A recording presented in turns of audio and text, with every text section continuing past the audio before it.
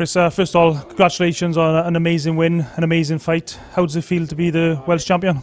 Feels fantastic. Obviously, knew it was going to be a hard fight. Knew it was going to sort of go down that road. I don't know with Frankie, he's got fast hands, but I just had to close him down, and that's what I did. And I knew eventually it would come. I fancied that right hand round the corner, and when it started working in the first round, I knew that was what I was going to have to start doing. Were you surprised you were able to drop Frankie again in the first round of this fight? No, because when it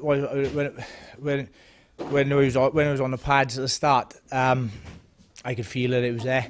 So I knew it would just be a matter of time, catch him, and then it would go like.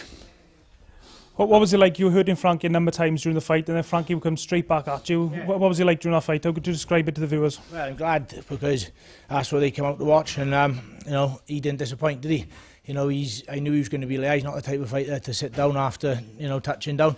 It wasn't a heavy knockdown, although he went down. So I knew he'd be back up, and I did it in the last fight, didn't I? So it was almost a sort of a carbon copy of the first one, really. Did Frankie hurt you at any time during the fight? Twice. Once the body, once on my ear again. So, but apart from that, no, not at all. For people who perhaps haven't watched the fight, talk us through the fight from the way you recollect it. It probably wasn't the prettiest to watch, I wouldn't have thought, but it was, it was what it was. It was we didn't touch the ropes, I don't think. We just kept on meeting each other, trying to trade shots, and it was, again, I was just catching him with cleaner shots, I guess. As the rounds went on, he definitely pulled it in. I think I'm a bit disappointed, because when I went past 5, I thought, oh fuck, I haven't been here before, and I was a bit disappointed. I actually doubted myself for a second, and then once I started thinking again, started moving side to side, the knockout, he just walked onto that right hand at the end.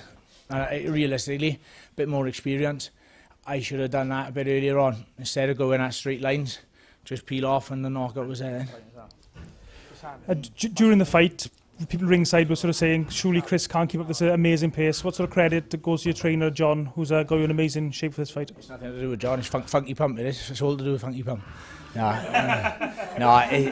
Obviously, yeah, he's been doing my head in, he's been nagging me to death, but, that's what you need. And, I knew I'd have to dig in, and without the hard sessions that he's been putting me through, it wouldn't have happened like that otherwise. You're now Welsh professional champion. What's next for Chris Ware? Baby first. I got a little one on the way, so get out of the way, and then we'll have a little think about what happens next. Congratulations, Chris. Awesome, mate. Brilliant.